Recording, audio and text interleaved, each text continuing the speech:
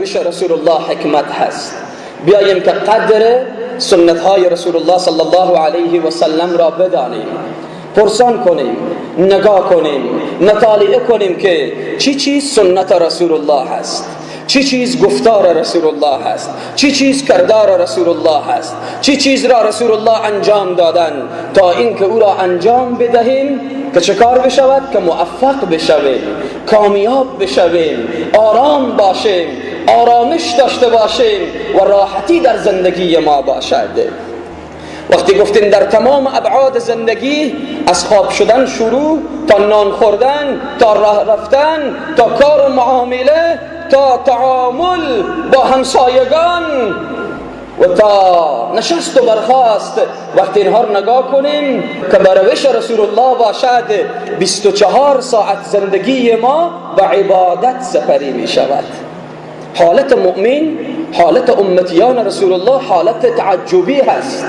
خواب اگر بشویم بر روش رسول الله باشد، او خواب برای ما عبادت هست.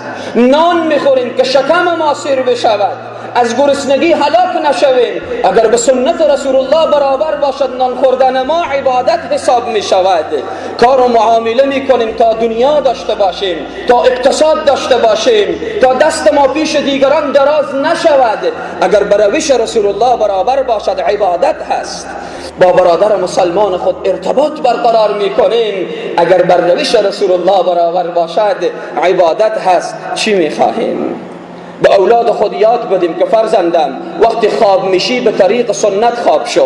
وقتی خواب میشی این دعای خواب را بخوان که این سنت رسول الله هست. بگو اللهم باسمك اموت و احیا. وقتی بیدار میشی بگو الحمد لله الذي احیانا بعد ما اماتنا و الیه النشور.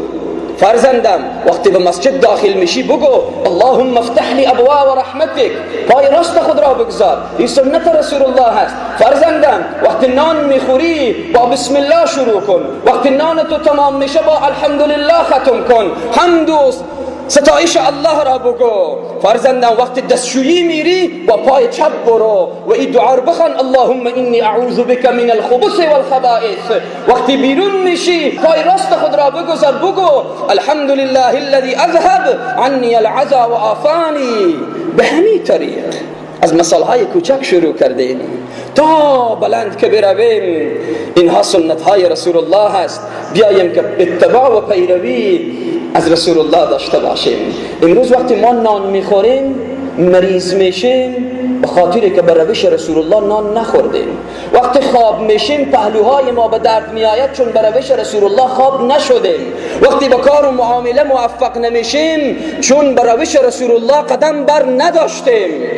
بیاییم ریشه یابی کنیم. به هر جا که به مشکل میخورید لحظه بنشینید فکر کنید که من چه کار کردم که به بنبست خوردم، چه کار کردم که به مشکل خوردم، چه کار کردم که خیر و برکت نمی آید. آنجا برای شما معلوم می شود که چی کاری را انجام دادید و یا از چی کاری عقب ماندید. برای شما مشخص می شود. اخلاق ما محمدی باشد. رسول الله با اخلاق بودن. اخلاق رسول الله قرآن هست. قرآن به ما چی میگوید؟